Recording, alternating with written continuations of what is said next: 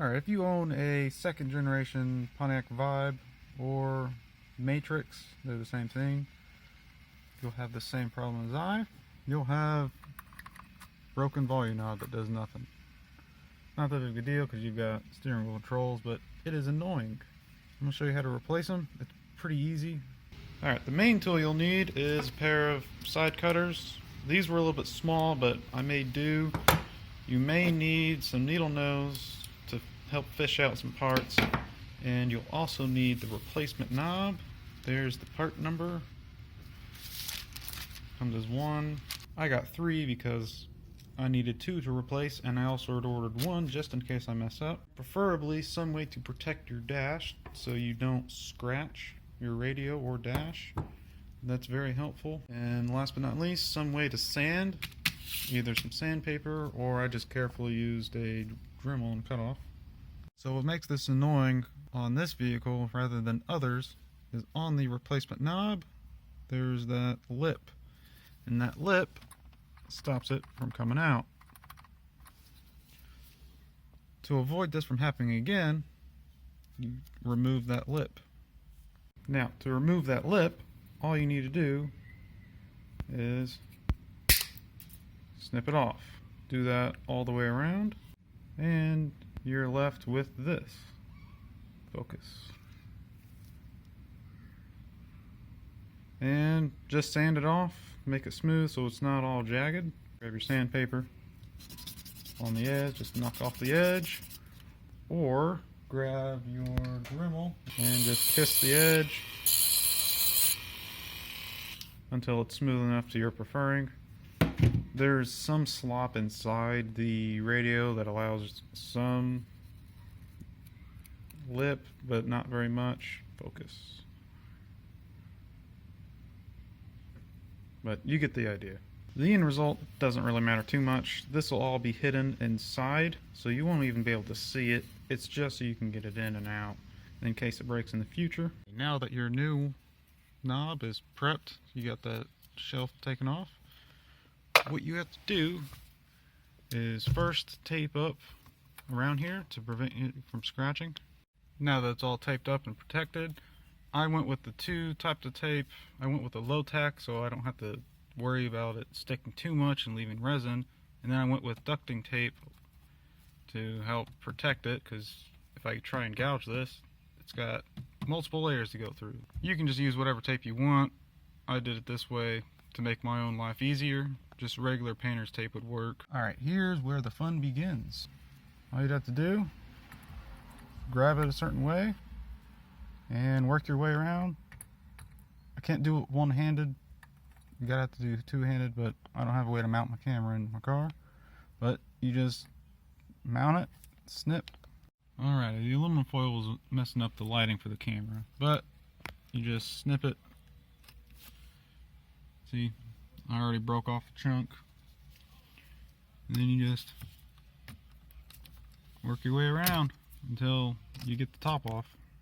Alright, now that you've got that top cut off, you see down here there's a little lip.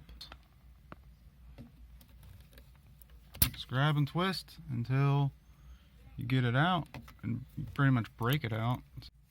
Alright, the goal is to remove a small section of the lip, and then the rest should be able to come out at an angle. Oh, there's most of it. And then the very last end comes right out. Last is that little metal sleeve. You just grab it with pliers, pulls right off, if you can grip it. There it goes. Then take your new one that's been prepped, align it,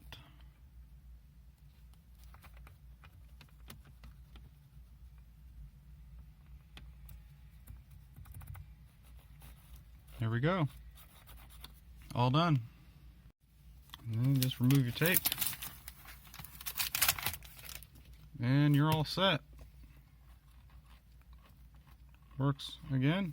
Same thing with this one. I did that one first. Since you removed that sleeve, now in the event these will break, which it probably will, They always break. It's a common problem.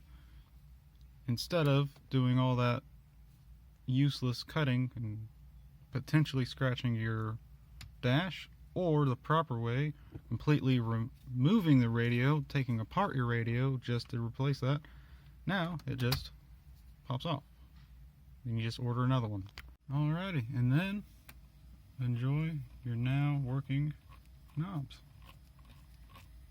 Same thing with the tuner. Wait, no copyright here. Tuner works too.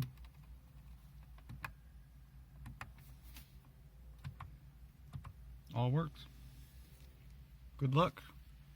Now, in the past, I have done it the proper way, removing the dashboard bezel, which is very easy to do, removing the radio, which is also easy to do. The hard part is disassembling the radio. There's these really small plastic clips and these really tiny screws that holds this faceplate onto the radio. To remove those, you have a really high chance of breaking them.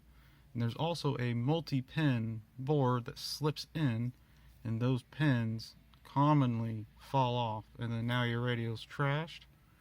Now you can resolder those pins back onto the board, but that's really hard to do if you don't know how to solder.